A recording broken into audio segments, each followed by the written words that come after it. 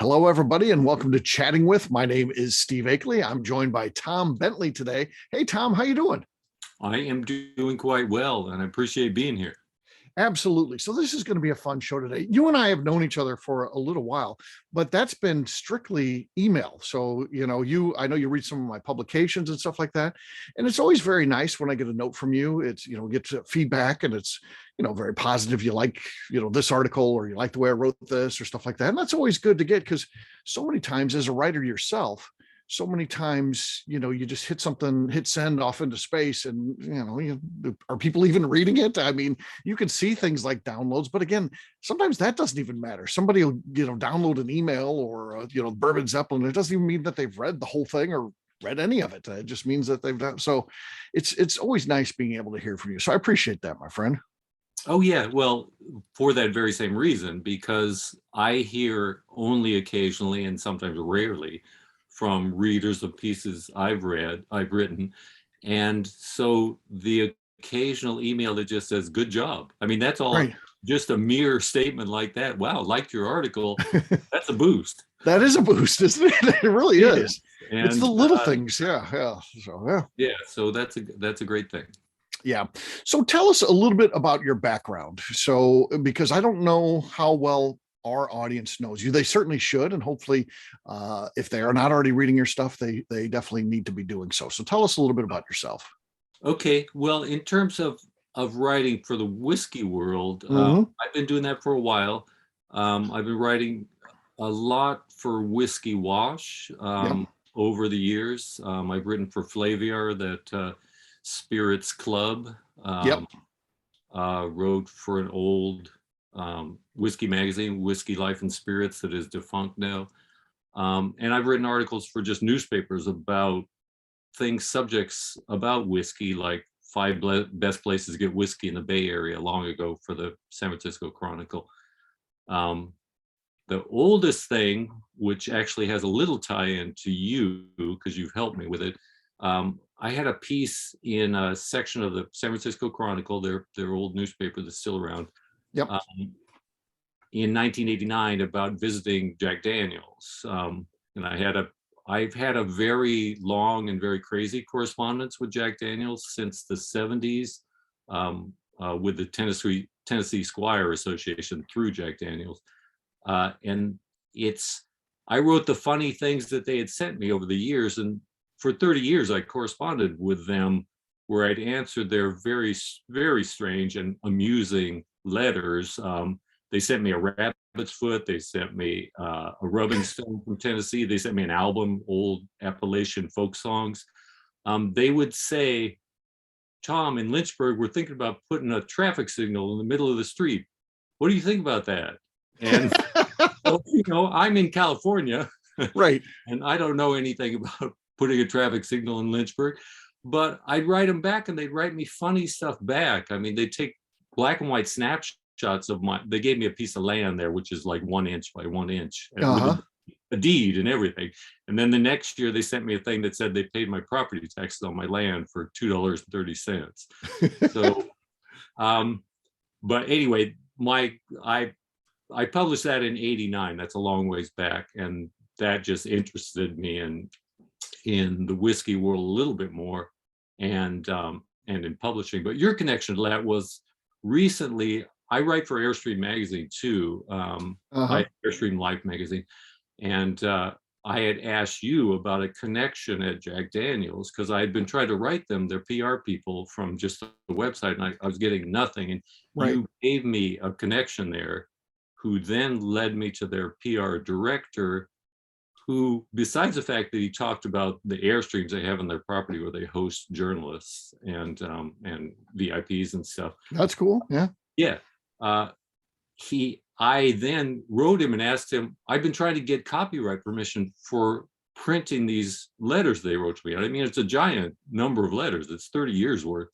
And I hadn't been able to get it before. They said no before, but this guy gave me permission. So thank you. Oh, wow. That's cool. That's really great. So yeah. I like that. So Boy, that's interesting. How did you begin that relationship with Jack Daniels? I assume first of all, it evolves out of being a fan, and then Yeah. were or are you a Tennessee Squire, or how did you get Oh hooked up with yeah, them? I was Tennessee Square for a long time, except I can't verify it now. I mean, I believe it's a lifetime thing, but I wasn't able to get back to the organization. They stopped sending the letters and various weird things, like I say, in the mid 2000s. Okay. So I need to get back in touch with them. I do have the permission from their PR director, but I need to talk to a person there with the Squires because I haven't heard from them in years. But Yeah. the way it began was on the neck of a JD bottle in the 70s. It said, "Write to Garland Dusenberry at the distillery and tell us what you think of their product." And I just wrote him and said, "I brush my teeth with Jack Daniels." And I wrote a wise guy letter, and that honestly began 30 years of writing back to me with, like I say, all kinds of objects they sent me, chewing tobacco. I mean, Uh-huh. I Well, still, I yeah. still have it. I have the chewing tobacco from the 70s. It's like green now. But Uh-huh. um, anyway, so they wrote for years. Their marketing department is incredible. And Yeah. yeah, so Yeah, boy, it makes you wonder. I mean, you love that personal connection like that, but as they cut back on funds and stuff like that, those things tend to be the first things that tend to go. And it doesn't seem like you can have that sort of personal connection anymore. Maybe you can, but a big company like that writing, goofy letters. I mean, everything today is so serious because anybody's worried yes, about offending someone in any way. But yeah, having fun like that, it really makes you like the brand a lot more, I would assume. I mean, definitely. And yeah. I drink Jack Daniels to this day. Mhm. They've certified that connection with me, so I almost always have the black label just around. Although I need to try that 10-year-old that came out that supposedly is quite good. Yeah. So, Yeah. So tell me a little bit about the Tennessee Squires, because that to me is a mystery. I don't know anything about them. I just a little bit. Can you?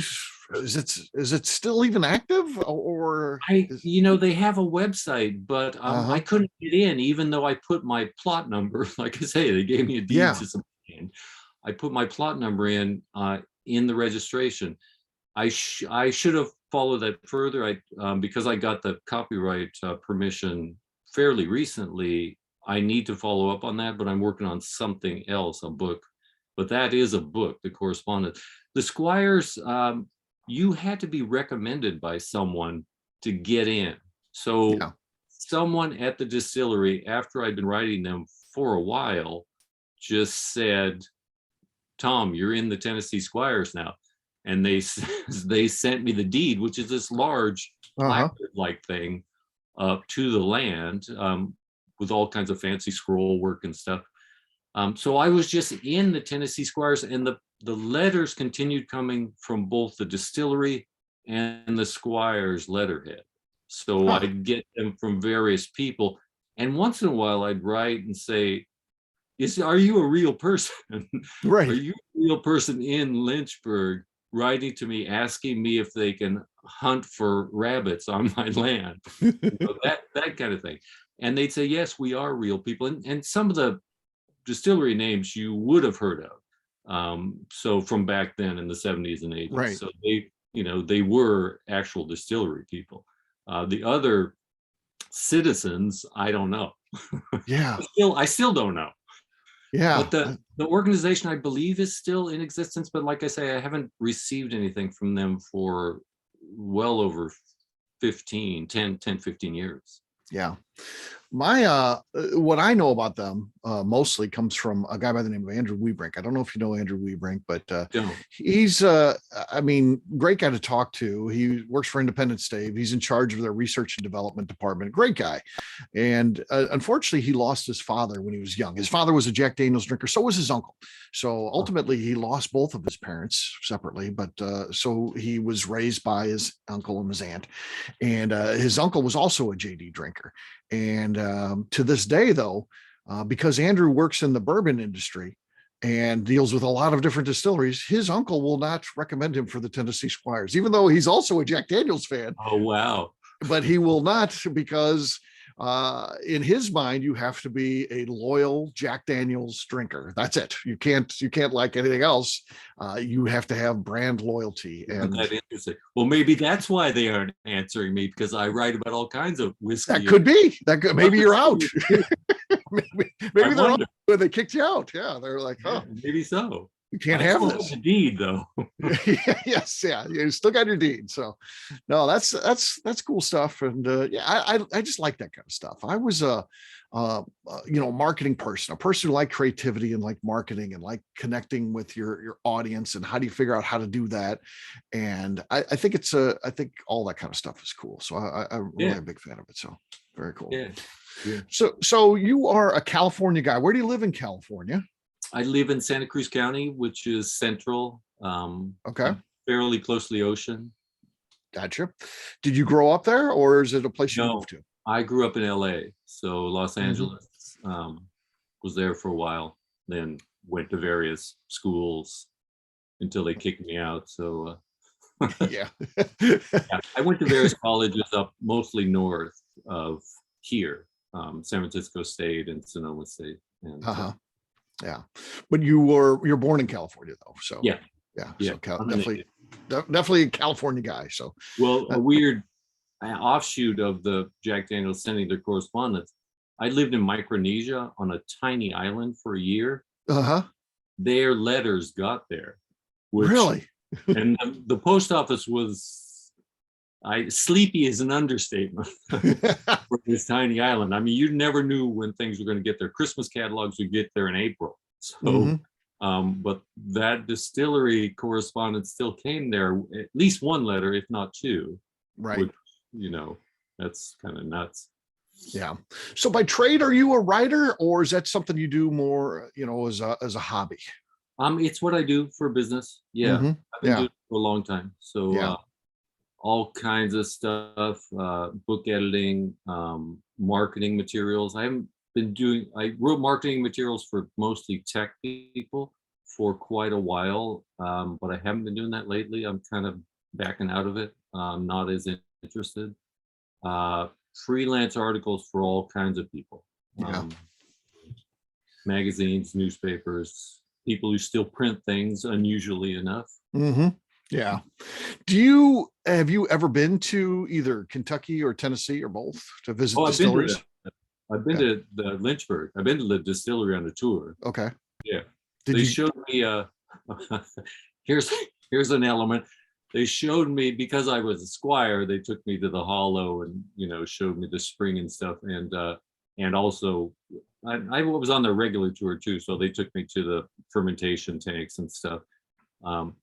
But they showed me, as a squire, they showed me the outhouse I could put on my property if I wanted to. And it was a 2-inch outhouse. So they said if I wanted that installed on my property, they could. That would be funny. You got to go for that, right? You got to have the outhouse on your property. Yeah, definitely. Yeah, your tax bill will go up though. Improvements. yeah, property improvement. But anyway, I toured Lynchburg. I love being there. A funny thing happened while we were at the fermentation tanks. They had one of the guys just running the tour, great guy, real talker and fun. And I was a lot younger then. That was 25 years ago, maybe 20 years ago. Yeah. And there was an old guy at the tanks surrounded, the big bubbling vats. And this guy, when the tour guy was looking the other way, he reached down and took a big handful of, raw, low beer whiskey. Yeah. And drank it down. Wow. And then just had a big smile on his face. And I thought that was pretty crazy. Yeah, I guess. Yeah. At that time, dry county. So I guess you do what you can. You do what you can at that point. So I don't even know where they're at today. I know that they could sell. When I went there, first time I toured it, they just got the law changed where they could sell special bottles, like commemorative bottles and stuff like that, out of the gift shop. I'm sure anything goes now, I would guess. You can taste there now. Yeah. Okay. They have a special business license that allows them people to taste. As it should be, right? I mean, yeah. Yeah, it makes no sense that, I Right. mean, Jack Daniel's has been there for such a long time. Mhm. And yeah, you can taste there. But in terms of Kentucky, I've been there, but I haven't done a bourbon tasting. I drove around the country in the early 90s, and went through Kentucky. And I've written about the Kentucky Bourbon Trail for a couple people a long time ago, but I've never done it, which, gotta do it. Right, you gotta do it, man. Yeah, you gotta Yeah, get there. you gotta do it. Unfortunately, it takes a while now. I mean, there's so many that are on there. Right. So yeah, it's really grown to where, yeah, it's not a let's do it in a weekend thing like it used to be. So Yeah, I know they used to do a bike ride tour too, where a group of people could bike, which makes no sense because Right. if you're doing tasting, you're in trouble. But some closer ones, they used to have a bike tour. I think Woodford was one of them. I can't remember. Yeah. I Yeah. don't know if they still do that. Yeah. I don't know. I do I'm the announcer at something called the Bourbon Country Burn, which is a bike ride that goes to distilleries, Woodford being one of them, and Castle and Key, and Uh-huh. yeah, Glen Creek. So yeah, they do some of that stuff, that's a crazy place. If you driving around there and kind of seeing some of that stuff, those are some windy, hilly roads. I Yeah. don't want to. I'm not a bike guy, so I can't imagine. I'm just the announcer, so I have some fun with it. Basically, when I first got the gig, announcer, I thought it was very serious. You're making announcements, but then I started adding personality to it, making fun of the writers and telling jokes, and someone getting on the microphone because I'm on there for like 3 hours in the morning from the time they wake up to the time they leave, and I didn't have 3 hours worth of just straight announcements. And they're like, "Yeah, you got to pump the crowd up. You got to do that." So I just started telling stories, and people loved it. And it's been a great relationship. I've done it 4 or 5 years now, and yeah, it's a lot of fun. Yeah, that kind of stuff is it fun. sounds like fun. Yeah, it's not bad. So the Airstream thing, that's another hobby that you do. You're into Airstream trailers. Well, this is my office. We bought it from well, actually, my girlfriend bought it sight unseen on eBay, so that's how crazy that is. Okay. From people in Winnemucca, Nevada, which is, we're bordering with Nevada, but it's still a long drive from here. This couple brought it out here, and it wasn't quite as advertised. Let's say certain systems weren't operational, but anyway, we don't even have a car to tow it. I mean, at that time I had a Volvo P1800, which is a little sports car, and my girlfriend had I think an old Beamer, real old. So it's been in the backyard here for 20 years. It's been an office, and it's, where I smoke cigars, and I take naps, but it's been an office for a long time, but it hasn't moved. And the axles are probably made out of jelly now, and Right. yeah, so it's a fixture. It's a fixture. That's kind of a cool idea, though. I mean, yeah. Oh yeah. I would love to have that in my backyard. Well, the new ones they are way beyond at my price range, and the old ones are too. They've become so popular, and I've been writing for Airstream Life magazine for a long time, like 15 years. Mhm. So I interview a lot of people who do stuff with them. They make them into bars. They travel around the country and give lectures out of their Airstream. They have little museums in their Airstreams. So it's funny what people do, but boy, they're pricey now.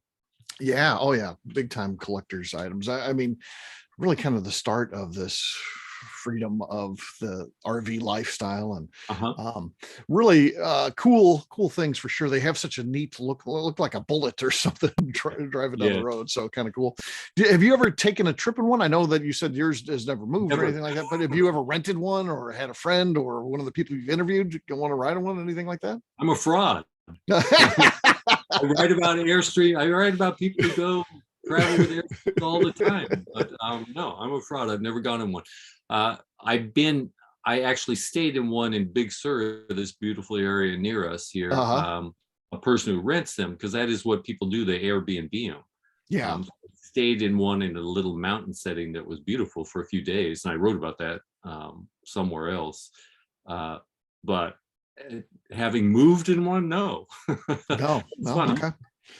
Yeah. So you said that there's a pretty good story from your youth. When I first pitched you on this idea of coming on the show, first you weren't into it because you're like, I'm not really, versed. I don't want to do this stuff. And I was like, no, it's more of a personality driven. You're like, well, I got one pretty good story. So can you tell the audience that one? Oh, sure. In fact, that's what I've been spending a lot of time with, writing a memoir. And I'm an old guy, so this dates back to the late 60s and 70s. The reason I got into whiskey in the first place was, as a teenager, I started shoplifting booze from stores. So, and I was a nice boy on the outside, but as a teenager, I was a teenage boy, which is a dangerous thing. So it started first with taking my parents' liquor, and my parents were happy drinkers. They're poker players. They'd have social nights. They'd buy stuff by the half gallon. They'd buy early times and all the other things, the cheapest whiskey, gin, vodkas, and host these poker parties. So I just started dipping into their half gallons. They wouldn't notice. I'd take a little bit and pour a little water back in. So that was bad. So I started out with that with my local friends in the neighborhood, boys about my age. But one of our friends, his father was a lawyer, so he had much upgraded booze in his cabinet, and he was social too, but he had good stuff in his cabinet. So we started dipping into that. And I was either 15 or 16. He had a bottle of Old Weller 107 from, way back, the 60s, the stuff before, when Stitzel Weller was first around, first around, but before they sold. And so I had never tasted good whiskey before. And especially, I was really interested in the high proof, because I thought, oh, that makes me, I'm a stud. I can drink this 107 proof whiskey. Right. Yeah. That was great. And so we stole some of that from his dad, but very little, because his father, my friend's father, wasn't like my parents. He didn't buy half gallons of stuff. And he had an old dusty bottle of Pinch, the blended Scotch, right, he dipped into too. So for a long years, I began shoplifting liquor from stores, terrible stuff, undrinkable blackberry schnapps and horrible stuff, horrible wines, MD 2020 and Thunderbird. And but finally, over the years, I started more gravitating to the brown liquors, and started drinking Jack Daniels and Wild Turkey in my early 20s, and like that more. Although I'll have a drink of many things, but like those, the whiskeys more, and I got more into the whiskeys over the years, and then have tried many more premium spirits. But I was a bad shoplifter for a number of years, including cassette tape players and cassettes and albums and all kinds of things. You never got caught though at any of this? Oh yeah, I did. Oh, okay. Oh yeah, I got caught a couple times. I weaseled out of it before I was 18, but once I got caught when I was 19, and I spent a little time in the pokey. So mostly because my friends couldn't bail me out. There was a $500 bail. We had 4 cars, and the judge looked at the 4 cars, what they were, and said, no, these 4 cars collectively aren't worth $500. So you're going to spend some time. And I spent 3 days in jail. And after that, my shoplifting really tapered off. That was the beginning of the end then, huh? Yeah. Yeah. But anyway, it led me to, an appreciation for spirits. It took me a while to get into the higher end stuff. Yeah. So once you're on the straight and narrow though, and you have to buy it yourself, are you buying back to the low end stuff, or you had the taste for the higher end, or are you getting some of that? I love all kinds of things. I mean, in the bar right now, I got a bottle of Willet rye, Mhm. the 110 proof, great stuff. And that's a little too expensive for me, but once in a while I'll buy something like that that's like 70, $80. Yeah. Uh, then there's lower end stuff that's good. I have a bottle of Elijah Craig small batch in there that's, inexpensive but great. Right. Um, I like all kinds of things. Michter's, love their bourbon and their rye. Um, and actually, I'll thank you again because I've tried some interesting stuff because of a connection you have written about. Todd Leopold. I haven't tried his three-chambered stuff, Yeah. but he sent me some little samples of things because they make a variety of things. After I interviewed him, after reading about him in one of your newsletters. Hmm. Same thing with Adam Stumpf Yeah. of Stumpy Spirits. And I think I maybe got the idea of writing about the spirits of French Lick guy that Alan Bishop. Yeah. Alan Bishop, who used a bunch of vintage yeast, like ancient yeast that they've collected over the place. But I think if I remember right, his distillery makes a lot of interesting products too. Oh yeah. Yeah. Flavored He's whiskeys. all kinds of aquavites and all, Yeah. just stuff you don't normally see. Yeah. Absinthe and So the Spirits of aquavit. French Lick guy, I have some of his other things. Like I have his aperitivo, which is a great mixer for Uh-huh. various whiskey drinks. So in terms of the premium stuff, I buy a bottle of Booker's once in a while, but I can't afford it. But I buy one. Uh-huh. I gave one as a gift to my friend for Christmas because it makes a great gift. Their various releases are great. Yeah. I don't get a chance to try them very much because, once they hit in the 100 range, no. Right.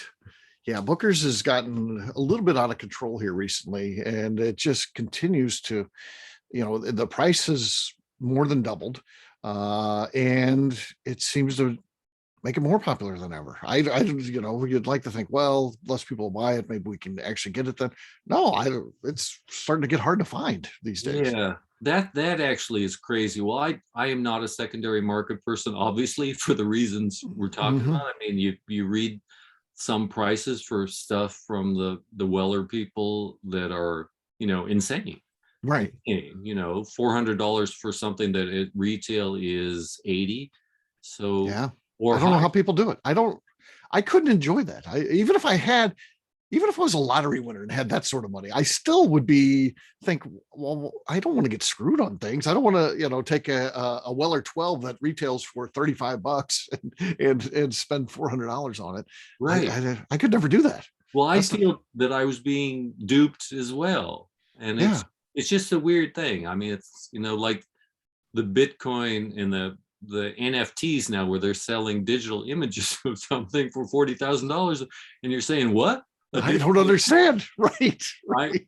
I mean, I know there are weird phases in finance and money is a symbol, but those things, that kind of symbol is beyond me. And then the whiskey world is like that too. It's just nuts. All of a sudden it goes crazy. And Yeah. Effie Van Winkle is $4,000 a bottle. Yeah. Yeah, bourbon economics is something that really could be explored into much more depth than we've ever seen because things just don't make sense the way normal economics works. So, Uh-huh. George T. Stagg, um, I just thought for 1 year when it was the secondary was like $600, but then the 1 year they came out with like twice as much. Well, then you think, okay, well now George T. Stagg on the secondary is $300, right? Because twice as much. No, that just means everyone has a $600 bottle now. There's instead of you go to the secondary market, instead of 3 being for sale, there's 25 for sale now, but they all still want the same amount of money, and they seem to be trading for that too.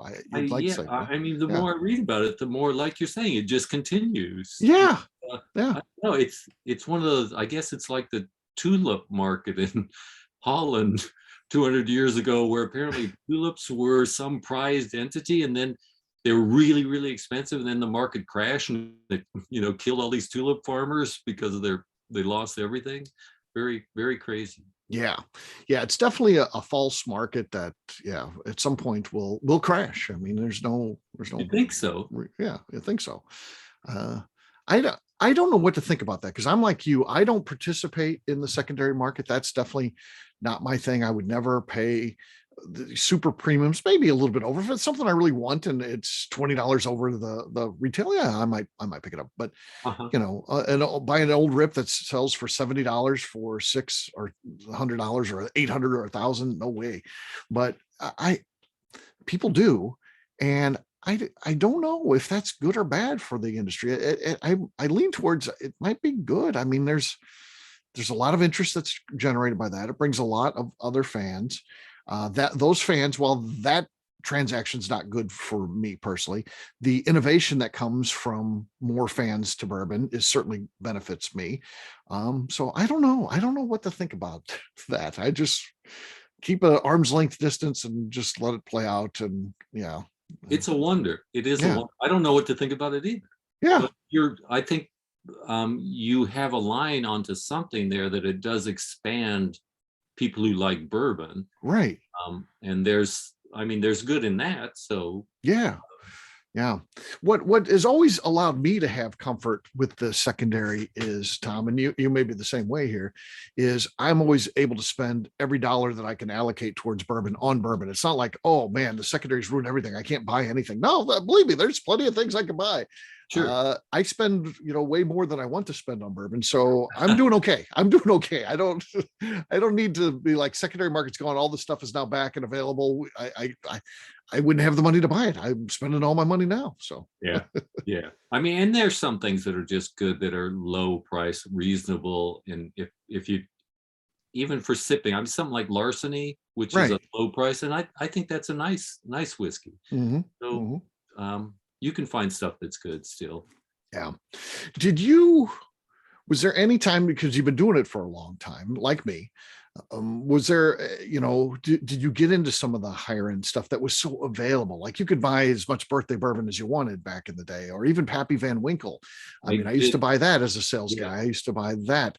Um, were you buying those type of things that you look back now and you're like, I don't know that I'll ever have a BTAC again because I don't know that I'll find one. Yeah. Not that much, but I did buy a bottle of Pappy 20-year-old Okay. 20 years ago, maybe.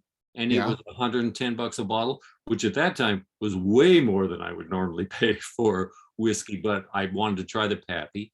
Um, I'm trying to remember the actual time that I bought that, but it was a long ways back. Yeah. But it was $110. Yeah. So that tells you something. I was That, probably buying it from the same era. Now mine was $80. uh-huh. But I live in Missouri, which is Missouri versus California pricing is probably always going to be that amount of discrepancy. But Yeah. or maybe it's a little bit different time frame. But Tom, what I always like to tell everybody was when I bought that $80 bottle, and I would buy it from time to time because I was a sales guy. Whenever I sold something big, I would go out and celebrate by buying $80 bottle of Pappy 20. That's what I would buy. But I remember counting one time on the shelf, there was 26 bottles of Pappy 20 on the shelf. And I couldn't believe that liquor store had that Wow. sort of inventory. I was like, who would ever buy all of this? This is insane. Wow. And I should have cleared the shelf, Tom. Yes. But you never know. Just Right. like predicting the secondary markets, who would have known that that was going to happen? Exactly. Yeah. Yeah. Crazy stuff. So Yeah. you're into whiskey, you're into the Airstream. What other kind of stuff do you do as hobbies or anything like that? What do you do when you're not writing and that's not part of it? What are you into? Probably bike riding. I Okay. like to bike ride. I like to hike. I like to be Hmm. outdoors. So I love to read. I Yeah. read all kinds of things. Um, Are that you, as a bike rider, are you a serious bike rider or that's just a Oh hobby? no, Yeah. no. I've had hip replacements. So Okay. Okay. um, I I'm told you I do right. those bike ride things. It's not a race because it's not timed or anything like that, but Uh-huh. it's a bike ride. And some of them, it amazes me. I can't even believe people can do this. Some of the rides are like 112 miles or Yeah. 128 miles. Amazing to me that someone can go and do that, come back, and then the next day they're going to do 76 or, and again, hills and all that. But what kind of always cracks me up is the number of people, because they allow this, and this again, because it's not timed, it's not a race, it's a ride. But how many people have kind of the motorized bikes? And I always wonder, what do the purists think of those bikes? If I'm just riding an old school bike that's just the power is all powered through me, what do I think when right next to me is some person who's, when we come to a hill, this motor kicks in and they just cruise I up it? know. Yeah, I have ridden one of those electric bikes through Big Sur, which is very hilly. Uh-huh. The serious bicyclists ride through these hills of Big Sur, which is a long, Right. it's both a little town and a long area. And there's no way I could ride those hills. But on this electric bike, when they had a big slide in Big Sur that essentially cut off the community years ago, my girlfriend and I and some other friends rented these electric bikes, and there was very little traffic because the slide had cut off the community, a rock slide. And man, we rode up those hills on those bikes, and it was really a pleasure. And you still can ride them as a regular bike. You know, you just go into the mode of electric, or, you know, a throttle accelerant kind of thing, or else just pedal it. So you pedal it, we pedal it on the flats. And right. Let the bike do the work on those big hills, I would assume. Yeah, I don't know. I think the purists might have some disdain for them. I would think so too. I would think. I mean, I used to bike much further. Where I live right now is kind of hilly, moderate, not like Big Sur, but moderate hills. And I'm just building back up after getting a hip replacement. So yeah. Yeah. So this next question you might not like. I feel like California people don't like this question because they think that someone, especially someone like me from the Midwest, assumes that my idea of what your life is like is different than it actually is. I know what your life is like. But that being said, I live in St. Louis, and I've run into many celebrities over the years, just accidentally. I'm not talking about I went to a show and they were at the show. I'm talking about, we'll go to a restaurant and there's, a notable person there, or, things like that. You're in California. Have you bumped into any notable individuals? Again, just random. I'm not saying go to a comedy show and they're there. Yeah, they're going to be there because you're paying them to be there. But have you ever had any celebrity runs? Not that I can think of recently. I saw Jackson Browne, the singer, who most people wouldn't even know who he is anymore. Sure. At the LA airport. I saw Peter Graves, who was on. The Mission Impossible guy. Yeah. It was great in Airplane, of course. Yeah. Right, Airplane. He's a straight guy in Airplane. Right, exactly. Yeah, they had all those great old time actors who had all these serious roles. Yeah, exactly. I saw him in an airport once too in LA. That's cool. Trying to think of people in like restaurant settings or just on the streets, but and I lived in San Francisco for a while where there would be more celebrities, but I can't think of them. Okay. So who are you talking about seeing? Well, I mean, I've seen a lot of people through the years. I saw Kurt Warner when he was as big as could be at the airport. I was at the airport, and he wasn't flying for the Rams or anything like that. He just happened to be. He was picking up his wife actually as she was on the trip or something. Saw him. I saw Bob Uecker. My dad took me to Rawlings Sporting Goods, which they had. My dad was a policeman, and they had when they'd mess something up, they would throw it all just in a big thing, a box on a pallet, and I don't know what they'd sell all that stuff off. But if you were a policeman, you could go in there and go through that stuff, and it'd be like basketball uniforms and stuff like that, but something would be sewn wrong or the name would be spelled wrong or whatever. And so my dad would take me in there from time to time. And one time we went in there and there's Bob Uecker, and it was just like his commercial. He goes up and he says, I'm Bob Uecker to see Mr. Ross. And they're like, who? Bob Uecker. Write that down. I don't. And then the lady's like, and then she calls Mr. Ross, whoever that is, and says, Bob Uecker's here to see you. And he says, Uecker. What?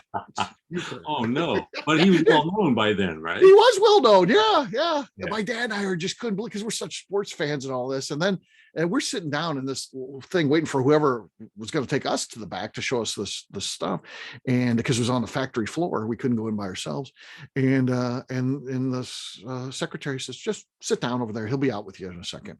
So we're sitting there, Bob Uecker. It was just like one of his. Look, talking about sports people, I'm a big basketball and baseball fan, and I've seen, I've gone up to like, this is back in the old days, Jerry West and Elgin Baylor of the Lakers. So Sure.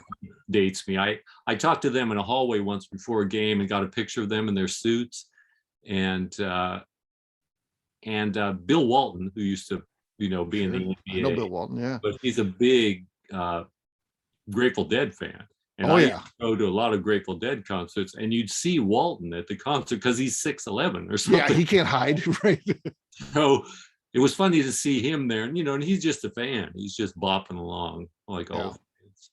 So yeah, I have seen some sports guys out. Yeah, I saw in Vegas. I've seen a couple of celebrities too. Again, not at events or anything like that. Just walking around. I saw Don King one time, and Jon Favreau, the actor, at Caesar's Palace once, hanging out there. I used to live in Vegas, but did you? I went to some night shows and saw celebrities, but I can't think of who I saw out. But yeah, those people would be out somewhere. Oh yeah, they're out having fun like anybody else. Yeah. So, and I assume you saw some of the shows when you were there in Vegas. Yeah. Some crazy, I saw a couple naughty shows. Crazy Girls. I saw that. And stuff like, let's see, Sheena Easton from long time back. Okay.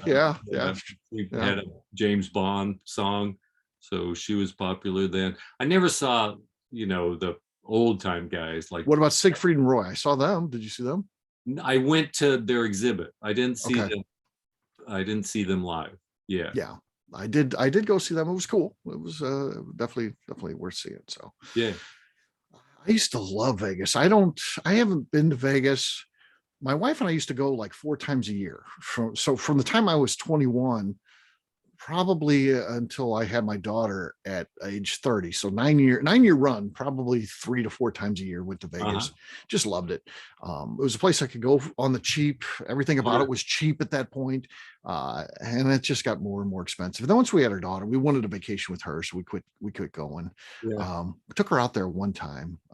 But again, now you go out there, it's not really, at that point they were trying to make it, kind of a family friendly destination. It's not really family friendly anymore, which is, I think, a good thing. I mean, it never really worked to begin with. So that was a marketing effort by them for a number of years. Funny, you were saying you didn't want to take your daughter out there. Took her once. My parents loved Vegas, right? They gamble. So we went there on a family trip almost, maybe sometimes twice a year, but every year for sure. And then my sister ended up living there. I ended up living there, not for that long. But my parents would just abandon us and go gamble, right, for long periods. So we sometimes walk into the hotels ourselves and try to sneak nickels in the slot machines, and and I ended up living there, and I had a good job. I worked for UPS. Okay. So it was a decent income for that time. That was the 70s, late 70s. And I didn't leave there with a dime because I played blackjack. So did you? I loved to play blackjack. I loved the whole speed of the game, the flash of the cards, everything. And I even bought a little system of how to read the cards, but I left there with nothing. Yeah. They tend to get it all in the end, don't they? So where would you like to gamble? What this is always a good barometer. What was sort of hotels would you this was old time. Oh, that's okay. I'm old time. It's like the Four Queens, the Golden Nugget. Yeah. Okay, so you like the places I like. Downtown. Downtown, yeah. And the Strip. I mean, I'd go to the Strip too, but anyway, I like those. You walk by Sassy Sally's and they're trying to grab you in there. Go play. This is the lucky one. They're banging on the machine. This is right. Yeah. Right. Oh yeah. I love the old slot machines with the handles, like more old guy talk. Now they have the video choices where you put in your credit card and you can choose 100 different ways to play slot machines. Yeah.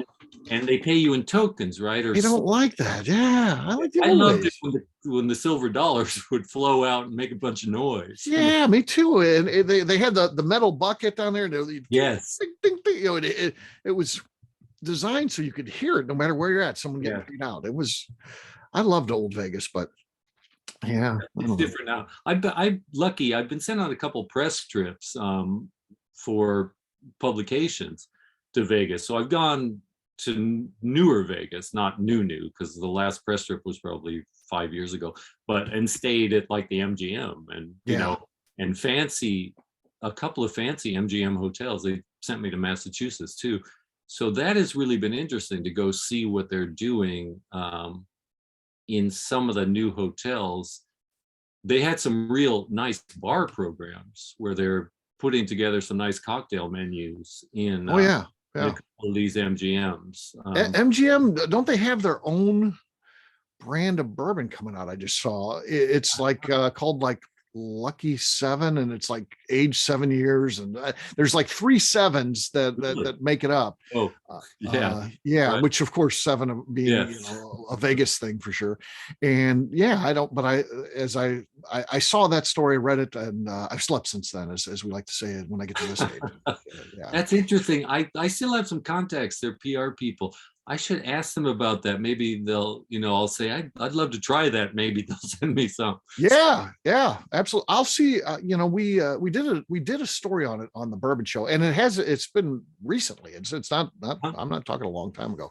That's been in the last probably 3 or 4 shows that we've done. So yeah. I'll if I can find the article, I'll shoot it to you, and yeah, see if you can taste that. See if it's any good. That'd be fun. That's funny. Yeah. Yeah. I wonder. I haven't been out there. And so I used to go, of course, after my wife and I quit. My daughter's 24, she'll be 25 next month. So that gives you an idea how long we used to go regularly. I would get to go. My wife hasn't been in many years. I would get to go sometimes for business. And I was in sales, and we do trade shows and stuff like that out there. So I'd get to go to Vegas. But I'm just wondering what to the neat old hotels are left. The Golden Nugget's still there, right? Yeah, but its casino is completely different. Yeah, it's all got sold out. I mean, it was all cowboy stuff when I was there, when I Right. lived, but it turned into very polished. It's very, it still has a lot of gold things, but it doesn't have the cowboy effect that they used to. Same thing. Four Queens used to be a cowboy hotel. I don't even know if it's even still around. I don't even know if that one's still around. On the Strip, some of the older ones, most of those are gone. Yeah, that we used to go to, and I like Vegas always they reinvent themselves every few years. So. My wife, I don't know if you've heard this one. My wife told me just last week the Mirage is going to be closing. Wow, well, that's a big one. That's a big one, and I can tell you when that came out, at least close to it. That was that's where I stayed that first trip when I turned 21, was the Mirage. So that was it was 1989. That would have been that, because I was born in 68. So that was again. Yeah, but they'll just build another one. So exactly. That's what they do. One of the MGM properties they sent me to, it's called the Aria, and it's gigantic. It's a luxury hotel, but the shopping center must be 400,000 square feet. I mean, seriously, it's Coach bags and Bulgari, a watch place. I interviewed a watch guy. They were selling $700,000 watches at this place. Wow. Real high end stuff. So it was wild to be there, and I was getting comps. So I got to stay in a fancy room, and it was fun, but it's disorienting in some ways. Yeah. What was the approximate year when you were living there? 76. Oh yeah, those had to be good times. That was fun stuff, I would think. To be it was fun for me. I was living on the edge of the desert, so Vegas underwent a tremendous housing boom, and then they had a real crash. Yeah. In the mid 2000s. We've all should have bought places there when that happened, right? Because it went really low. I mean, bad news. They had entire housing tracts that no one bought, so I don't even know what happened to them. But when I was there, I was still living on the edge of the desert, which is now all suburbia. And my friend and I would drive into UPS, but we went to the casinos constantly, like I say, which was a bad idea, but we did it anyway.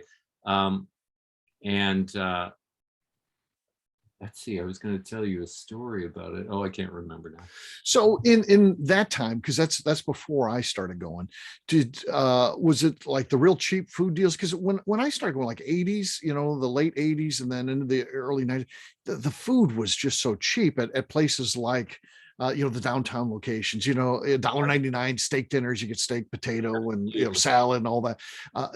Those incredible deals. It's not like that anymore. At least you really got to look for it if there's anything like that out there. Yeah, they have some high end. I mean, now they have some world renowned chefs. Oh yeah, Michelin star chef, as well as but like TV celebrity chefs. Yeah, yes, they've all got a place there. They had the $2.99 all you could eat buffets all over the place. Yeah, those are bad for a young guy though, because you can be competitive and not feel well later. But Circus, they had these huge buffets. Even Caesars, one of the higher end hotels, had a very cheap buffet. I actually do really love Caesars. I think that's a great place, and they're still around, of course. Yeah. Circus would be a place we'd go to too, but that always felt tired and run down. And I'm sure even back then it felt what a weird environment it was, with little trapeze acts. Yeah. The floor and people spinning plates on sticks. Yeah. And then, obviously, slot machines and all that, but then also carnival games too, you go play that kind of stuff. It was a very crazy environment. It was crazy. Yeah. So, and they had like MCs, in the middle of, maybe they even had animal acts. I can't remember. Yeah, I think so. Yeah, they definitely did. So, yeah. And then you remember, you'd see that stuff on the old TV shows too. You'd be watching some sort of detective show, and they'd be in Vegas, and see those. That Caesars, Circus seemed to be in a lot of those. I guess just because it's such a weird right? Because it's so strange, very colorful with the circus acts. Yeah. So, how come you decided to move out of Vegas? Was it the gambling thing? You're just like, I got to get away from this, or? No, I decided to go to college. I took a break after high school. I went to community college down in Southern California, but then I took a break for a couple of years out of high school, and stayed in Vegas for a while. Still loved Vegas, but it was killing me on the finance. Right. And I just went to college up in Northern California. Yeah. Have you been to like Tahoe then? Oh yeah, many times. Sure. Yeah, Tahoe's cool, and just like a mini version of Vegas. Yeah, not as glitzy. Yeah. Well, other areas of California, you've been out like the Redwoods and all that. You go sure. to that country. Boy, that's beautiful. Isn't it right down the coast there? Yeah, right. There's redwoods here in Santa Cruz County, and some little groves of them, not, they're secondary growth because they've been logged, but that are beautiful. But going up north into Humboldt County, fabulous. Yeah. And it feels like you're driving around in the 1950s with some of those roadside attractions and stuff that are still up there. It's just like traveling back in time. I really like it for some reason. I do. You're right. Who is it? What, the baby blue ox? Paul Bunyan. Paul Bunyan. Yeah, right. They have that exhibit up there. Oh yeah, I've been there. The drive-through tree where you drive through a giant redwood. Done that too. Yeah, that's a must. Yeah. So and then there's one. And just to go for a walk in those woods, and they're so monstrously large, and such a nice feeling, a serene feeling to walk through those woods. Yeah, it's beautiful. I haven't been up in that area in a bit. Yeah, I'll go again. Yeah, I want to go again. I remember there's like one, again, redwood tree down near the land is hollowed out. And there's like a gift shop in a redwood, a living redwood tree. There's I've been to that shop. I've been to that shop. I don't know if it's still there. Okay, it might not be. Yeah, it's been a long time since I've been there. Right. It's excellent. It's just crazy to think about. There's one of the exhibits at one of the state parks, the big state parks that has tremendous redwoods, has a guy who made a truck camper bed and the camper shell completely out of a hollowed out redwood, and it's an incredible thing to see because it's gigantic, right? Right. And it's a bigger truck, not a standard truck, but a mid-sized truck. But anyway, the camper bed and the hollowed out redwood are great. It has little windows in it, and a door, cool. Obviously. Yeah, that's awesome. How about San Diego? You have spent any time down there? I have, but not a bunch. It's nice. The weather's so good there. Yeah, I lived in Long Beach. It's got beautiful weather for sure. Yeah. Now, because we're older guys, I wouldn't recommend this today, but back when I went there for the first time, it probably age 23, 24, something like that. With my buddy, worked in the liquor industry, and he got a sales premium. He had a girlfriend, and they broke up right before this trip they're supposed to take to San Diego. It was like you hit your numbers, you get to go on this trip. And of course, this was pre all the airport stuff. So I just Uh-huh. went in and flew on her ticket. I go to the name, and her name's Patty something. I don't even remember her name. And I just said, I'm flying on her ticket. You could do that back then. Now, of course, everything has to match your Yeah. license and all that, but it didn't matter back then. So I flew on her ticket out there. But then, of course, you cross the border and you go to Tijuana. Have you Yeah. ever go Oh over yeah. there? Oh Oh, yeah. absolutely. We used to go buy fireworks all the time. You could buy the heavy stuff in Tijuana. You could buy the M80s, the cherry bombs, where Yeah. we couldn't It's a buy those where we were. different world there. Yes. Yeah. It's It's been a like, while. It's been a yeah. while. Yeah. I don't think the crime is tough there at this Yeah. point, I think. In So lots I've stayed in Mexico for some periods, house sitting, and mhm. beautiful places, San Miguel de Allende, and sort of in central Mexico. But yeah, they've had some rough, yeah, I mean, many rough years. So Yeah. yeah, the drug stuff Drug is cartels. Yeah. Yeah. And bad news.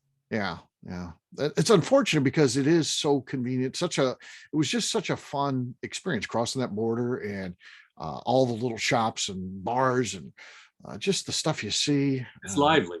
Yeah, it's lively. It was definitely lively. So many of those images. Again, it's 30 something years ago. I don't forget any of that stuff I saw there. Yeah. So yeah, it was fun.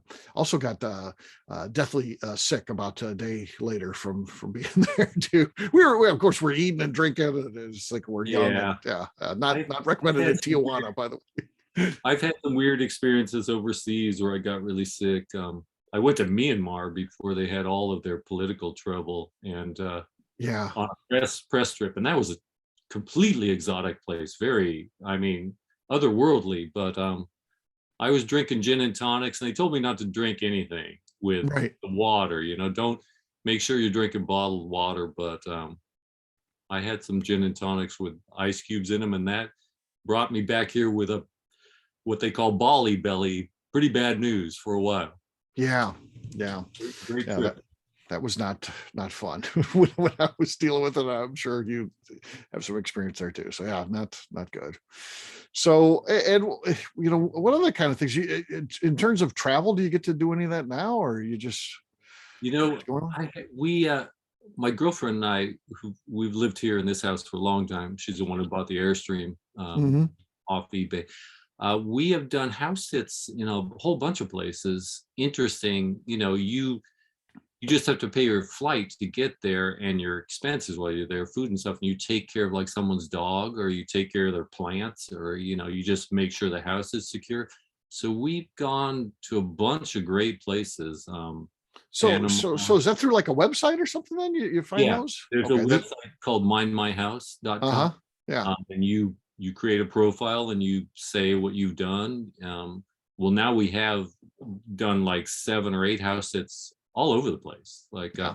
the last one was in Ecuador, but because of the virus, it's been a couple of years since we've done it. Yeah. So yeah, we spent 7 weeks in Ecuador in this little town high in the Andes. It was wonderful, wonderful experience. Really? Really? Yeah. How'd you pick that out? They just one of the homeowners advertised. They said we have this house sit, and they're from Georgia. They're come back to Georgia, so they owned a home in Ecuador in this little town, and they're looking for house sitters. And we had a background already on this site saying we'd house sit in Panama, we'd house sit in Hawaii a couple times, we'd house sit in. Well, now I'm forgetting the places we've been, but we've been to a bunch. Oh, the Bahamas. Yeah. The Caribbean as well as the Bahamas. So and everyone said we had done a good job. So these people, we had a Skype call with them, and they just said, "Sure, come on out." They were there for a couple of days to introduce us to the town. They took off. They're gone for 6 weeks or something, and they came back.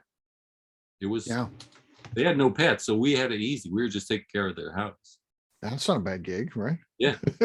We went all over the place. We went to Quito, the big capital city of Ecuador, Yeah. and the little towns around, which are fantastic. Yeah. Yeah. Where'd you been to in Hawaii? Let's see, we stayed on the Big Island Okay. in Hawaii for a month or so, which is up the top. Then we stayed in Hilo on the Big Island for a time too. Stayed in Oahu for 7 weeks, maybe. Really? A couple of years ago. Yeah, so the house sitting gigs are, once you get started, you can go to places that are pretty fantastic. And it's it is its own hassle. You have to do the setup stuff and the travel, and you might find some things aren't quite what they seem with the pets like you're supposed to take care of. You find out they have things wrong with them that you weren't told, which has happened Right. a couple times. So there have been some complications, but I mean, we've stayed in a place like Hawaii, so beautiful, a few times. Yeah, Yeah. for extended stays too. I mean, it was something you Yeah. probably couldn't afford. Forget about how nice the Oh, house is. Just staying in Hawaii, no chance. for that amount of time. Right? Yeah. No Yeah. chance could afford Right. it. Yeah. Oh, So that's really cool. Cool stuff. yeah. Well, my friend, I mean, we got to do this again, right? I mean, Okay. we barely scratched the surface here, Oh, so. I don't know. I think I told you everything. That's it. That's all you got. That's all you got. Yeah. So very cool. So the writing gigs, one last thing, the writing gigs that you got today, things like work, the whiskey wash and stuff like that. Uh-huh. Did that come around did you approach them, say I'm a writer, or did Yeah. they find some? Okay. That's Yeah, cool. I just pitch stories. Yeah, I'm writing a piece right now for Craft Spirits magazine Yeah. on barrel finishes, secondary finishing. So I just sent them a query. Are you interested in an article on secondary finishing? And I said who I'd like to interview, and then they ended up suggesting a bunch of people. So I ended up interviewing their people instead of the people I was going to think of. So Very cool. Very cool. Yeah. So if people want to follow this journey and see where you're going and all this stuff, you got a website or anything like that? Oh, Where yeah, do they need to yeah. go? I'm tombentley.com. So TomBentley.com. BELEY. Fair enough. Yeah, it's got a bunch of articles on it that I've written, and there's a whole alcohol section. So for that interest, There you go. There you go. So check it out. Tom's a great guy, as you can tell by this interview. So read some of the stuff that he's wrote, and we'll have him on again. All right, Tom? well, Steve, thank you very much. Thank you. Yeah, Take it's care, my been a friend. pleasure. Yeah, All take right. it easy. Bye-bye. Bye.